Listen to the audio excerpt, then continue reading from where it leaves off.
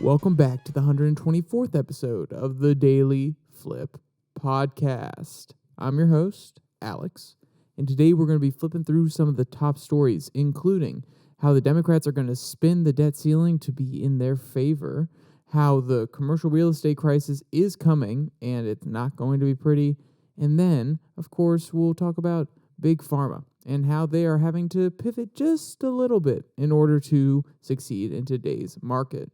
And we will end today with our daily delight, a story meant to leave you feeling positive and ready to take on the day. Now, that's enough rambling from me. Let's jump into our daily debate. So, who is to blame for the near miss with the debt ceiling? Everybody's going to have their opinions. Everybody has their shows that they watch, which frames it a very particular way.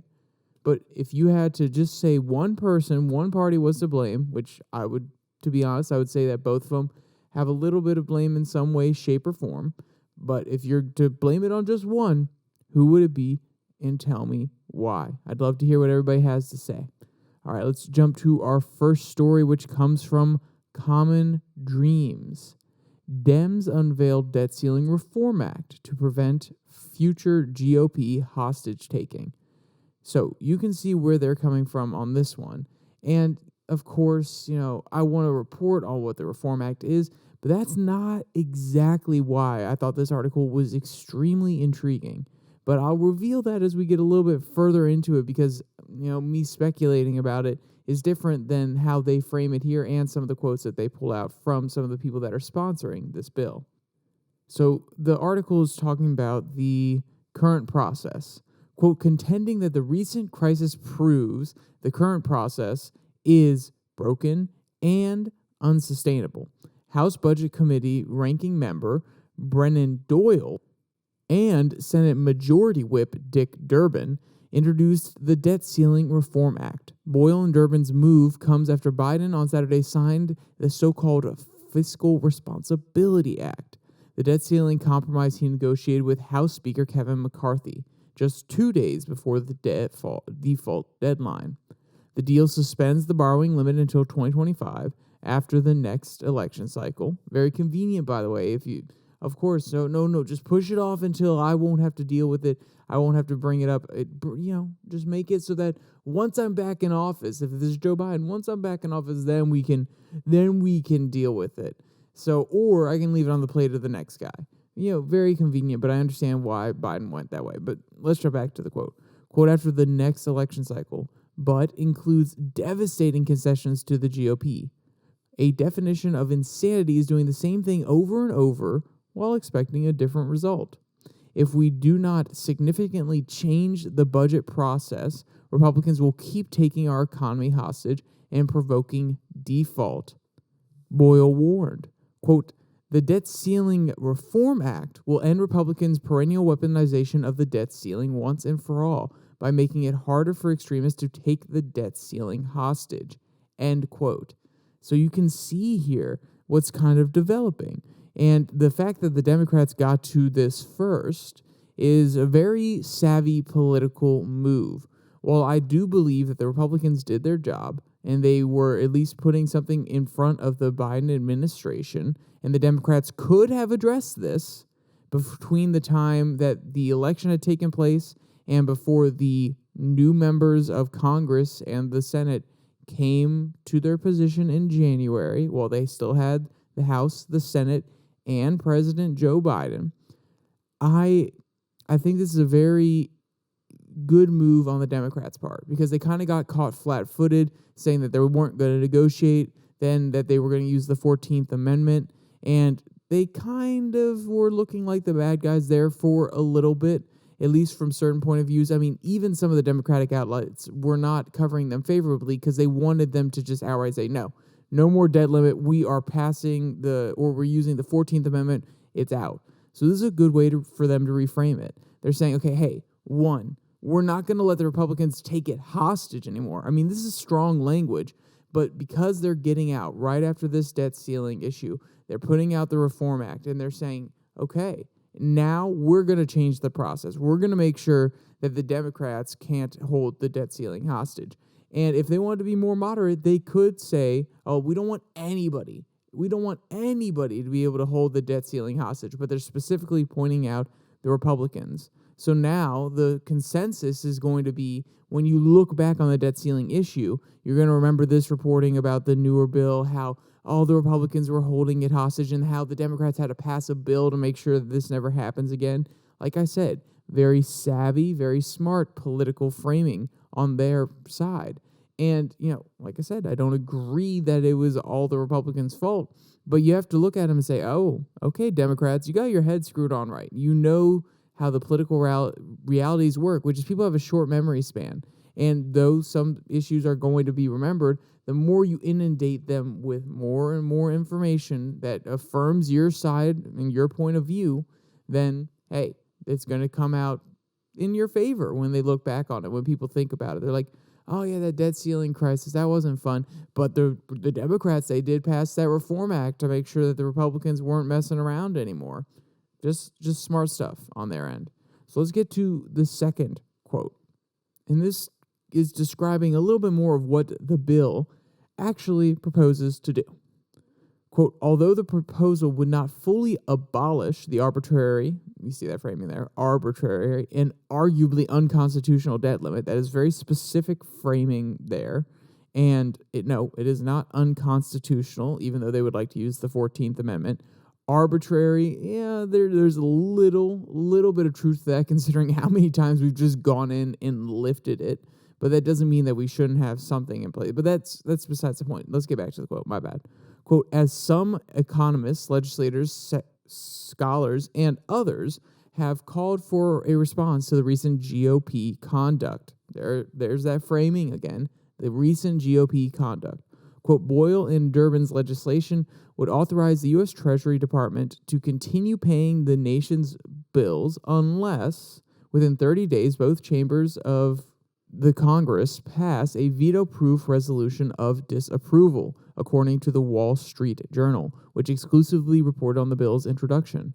Boyle concedes that the bill's prospects in the Republican-led House are dim, but he said he is hopeful that some GOP lawmakers might be convinced that debt ceiling fights are more trouble than they are worth, particularly after a rebellion from some conservative lawmakers over the last debt ceiling deal that paralyzed the House this week, end quote.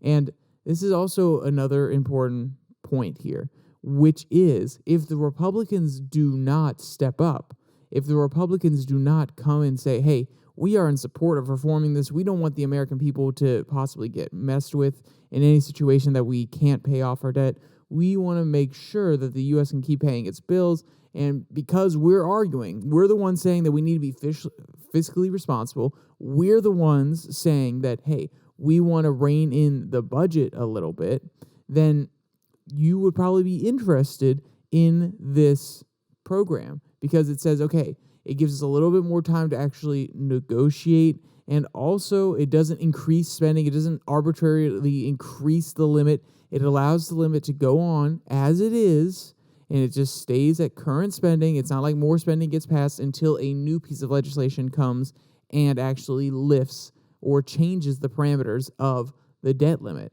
So the Democrats could say, hey, this is a smart bill. It's something that is very similar to what Kevin McConnell, the minority leader in the Senate right now, proposed back in the day around 2012. The article highlights that at one point.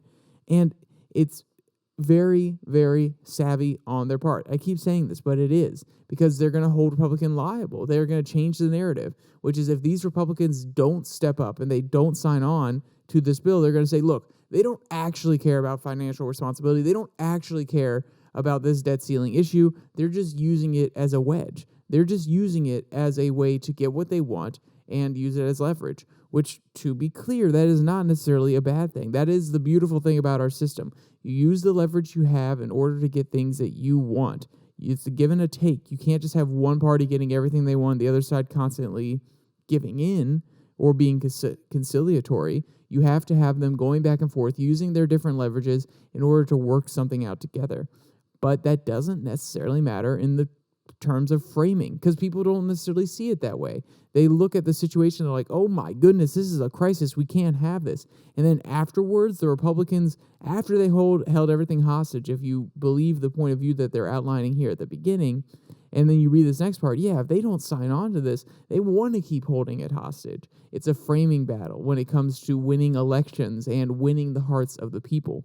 But if you're actually playing politics, you realize, Kevin McCarthy was just doing what he's doing. Of course, if Joe Biden was in the same situation and he did not like some of the spending programs that a Republican president put in place, he would probably sit down and try to get something out of that president if he could and he had the leverage to do so.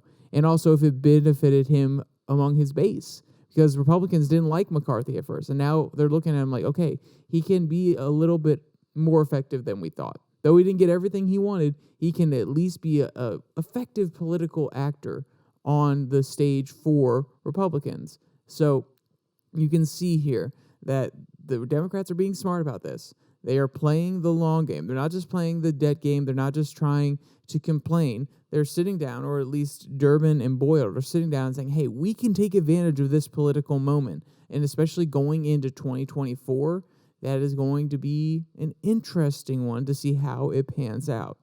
So let's go to Durbin's comments about the entire process. Quote, after a near catastrophic default thanks to the political games by our Republican colleagues, it is time to put the debt ceiling in the hands of the Treasury Secretary, Durbin declared Friday. For the sake of the American people and for the good of our economy, we need legislation to reform the way we address debt ceiling. The Debt Ceiling Reform Act is responsible, common sense legislation that will give the Treasury the authority to raise the debt ceiling, he continued.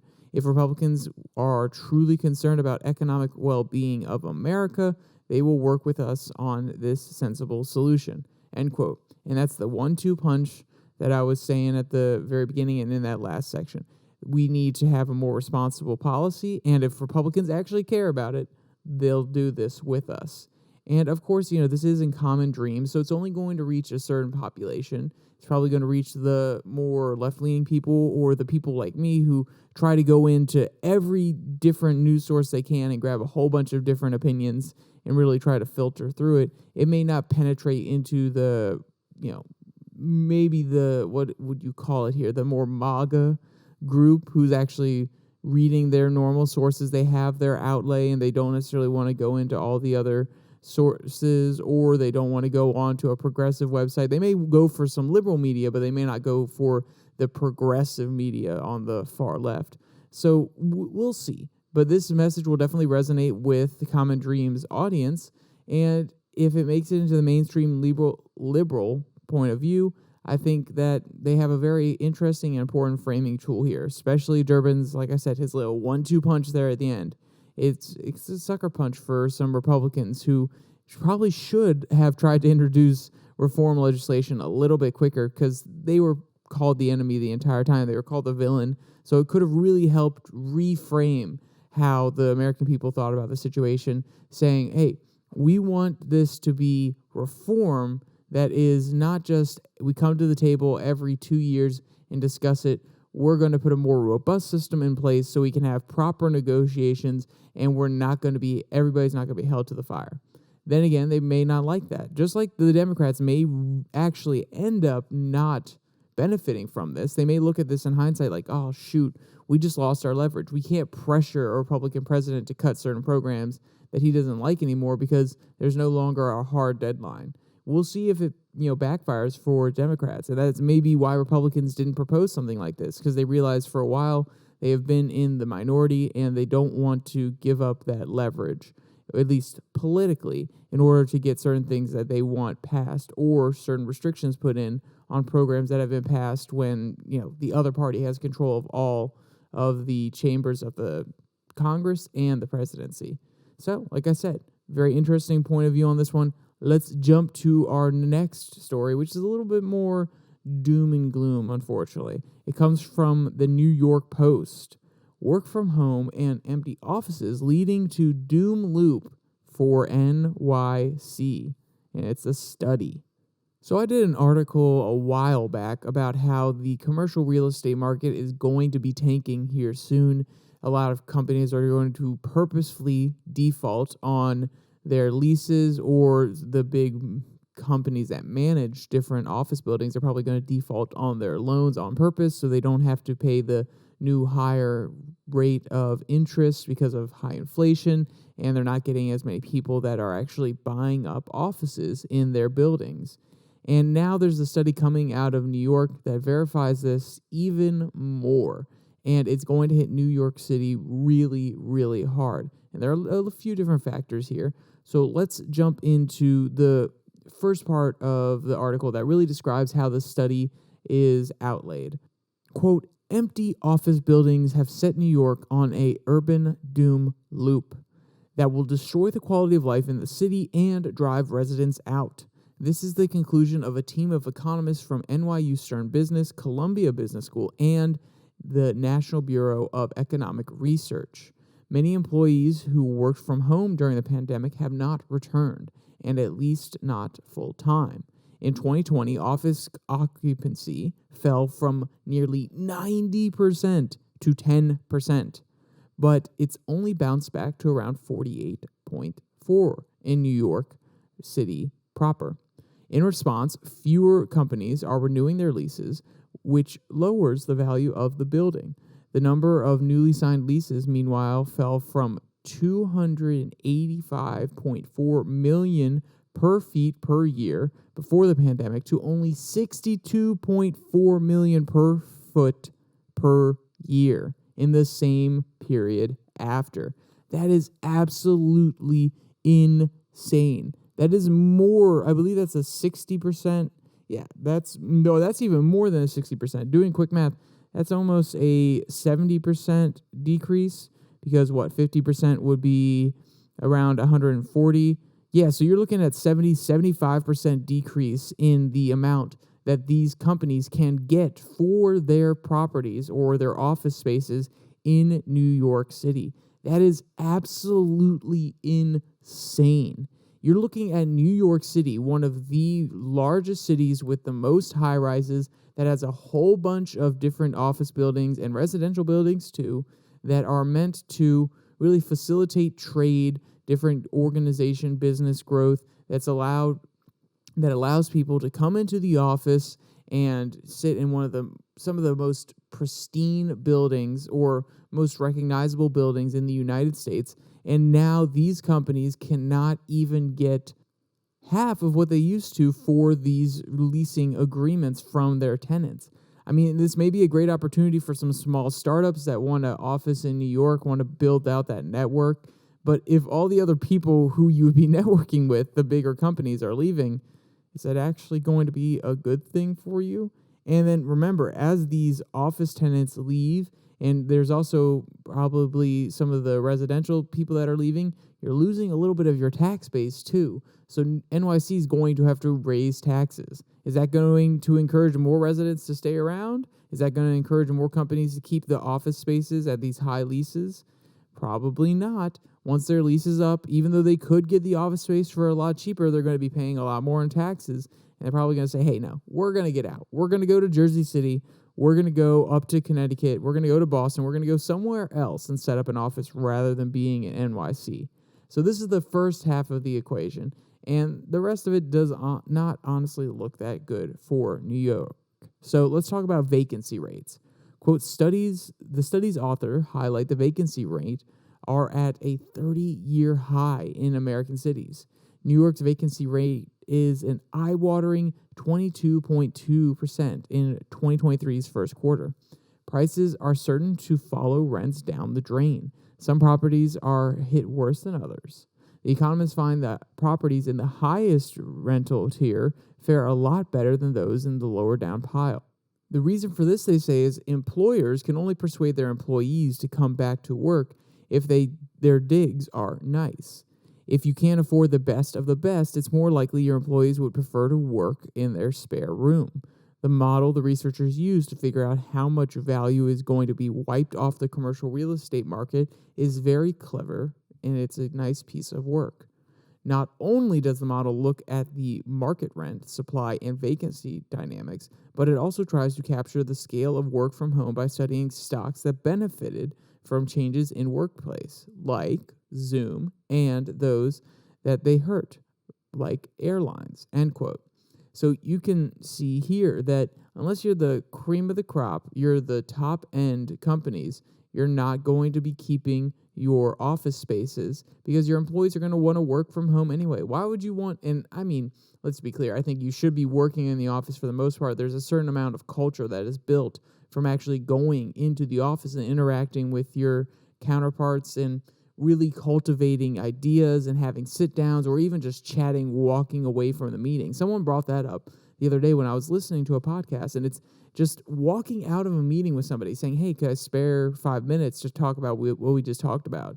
That is invaluable. I mean, I guess in theory you could call them after a Zoom meeting, but it's not the same with having that 1 or 2 minute walk back to the house where you're shooting ideas across the aisle to each other and, throwing things back and forth. And people can also feel a lot more accessible. Rather than having to call them right after a meeting, if it's your boss, you can just pull them aside for 2 minutes while you're walking back to the desk and bring up a concern maybe. So I feel like there are little nuances and benefits to having a in-person work environment. But if you're a person who is working from home, you really like it, and then they say, oh, you have to come back to our Midtown rental office that is not in the best shape, that, it's a little cramped, it doesn't have the most space.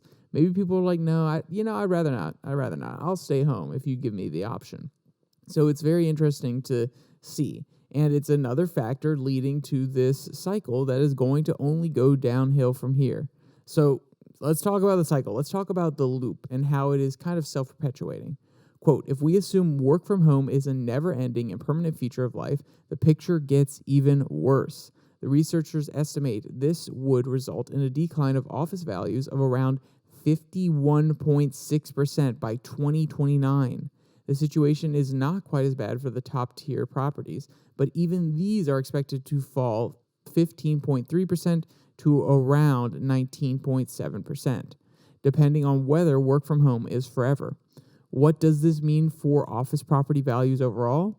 They get absolutely nuked.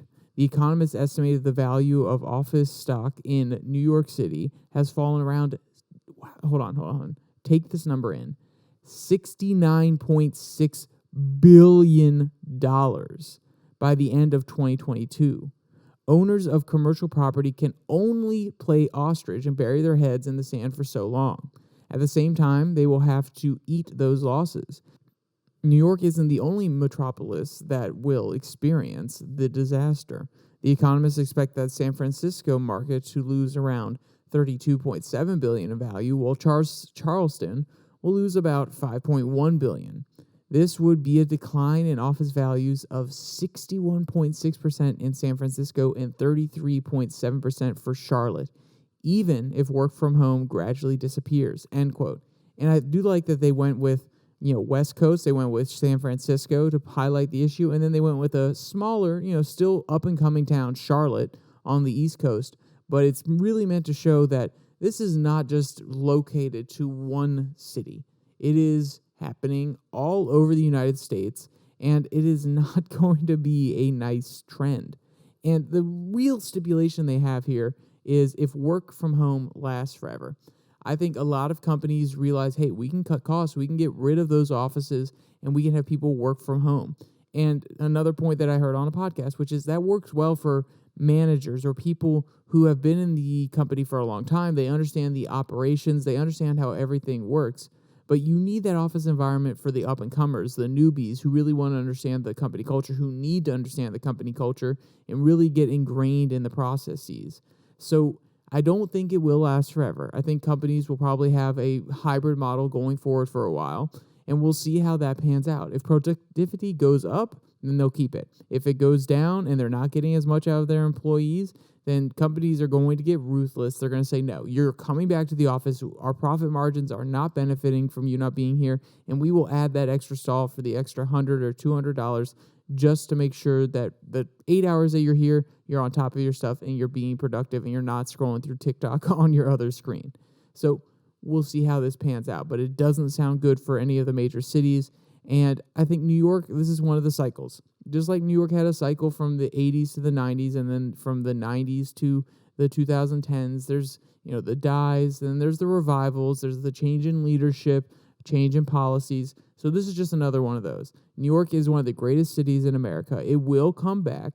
It just may be a painful downfall before it does. So we'll see how all this pans out. Keep your eyes on it. And maybe here in a few years, there'll be a few, commercial buildings that if you're wealthy enough, you could buy up.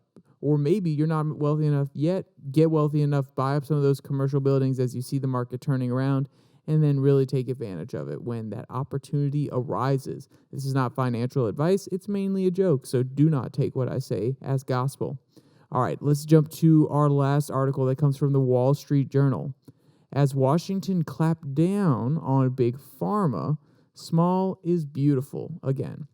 So this is talking about a few different aspects. It's talking about the market of pharma right now, and it's also talking about a lawsuit that Merck is bringing against the United States government. So we'll start with the lawsuit because that's a little bit more salacious, and then we'll get to how small is beautiful again, which I thought was a nice little asterisk there at the end of the sentence, and I was really intrigued when I started to read this article because of that part of the headline.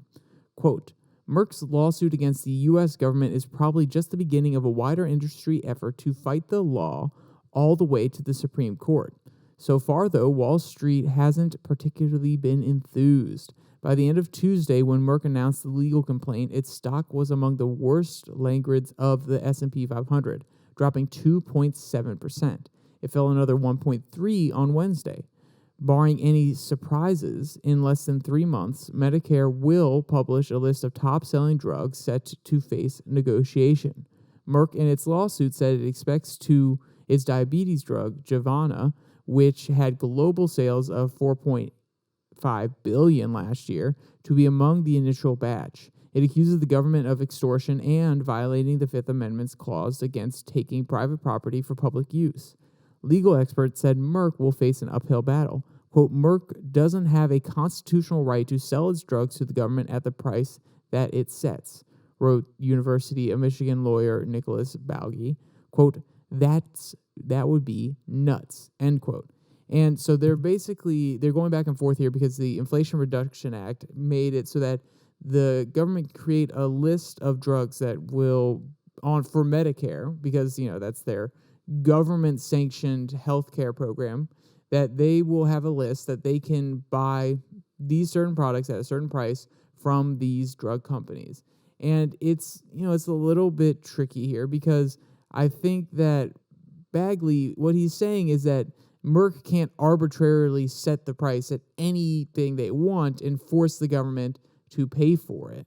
But I do think that they should have a right to set a price and make people pay for it. And just because you're a government, that doesn't necessarily change the dynamic too much, because you still should be making a return on your products. Now, should it be an outrageous return? No, but you should still be making a return on your products. Otherwise, you're not going to have enough money to keep reinvesting, make new products, things of that nature. But then the question also becomes, well, did the government give them grants in order to pay for this in the first place? How much was the government involved in developing these drugs? How long have they been working together in order to build a relationship so that some of their drugs are going to be a little bit cheaper for the American people who use Medicaid? It's a very convoluted issue. And to be honest, I haven't given the Medicare, Medicaid, the American health system, I haven't given that industry and that policy position much thought, because I was thinking about it as I was reading. I'm young. I am very fortunate. I am blessed